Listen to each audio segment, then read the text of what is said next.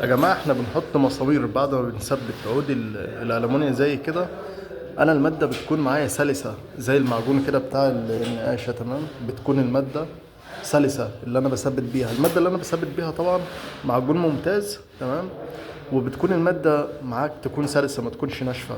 فطبعا احنا بعد ما بنثبت العود بالشكل ده بنضطر ان احنا نيجي ببنطة 6 حدادي ونفتح، تمام، مكان المسمار علشان راس المسمار ما تكونش بارزة لتحت تضايقنا طبعا في الليد، تخلي اللمبات باينة، تمام.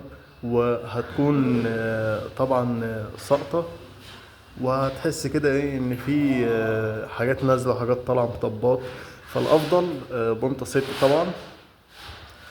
بعد ما بنفتح مكان المسمار زي كده بنيجي بالهيلت وبنخرم زي ما انت شفت في الفيديو اللي فات.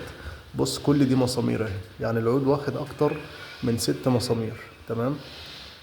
كل دي مسامير. طبعا المسمار ده فايدته ايه؟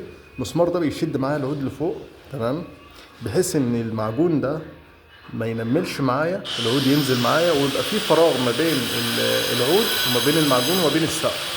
فطبعا المسمار ده بيشد فبيضغط المعجون معايا لجوه، الشغل بيطلع بالنتيجه دي بصراحه حاجه كويسه جدا. الله اكبر. السلام عليكم.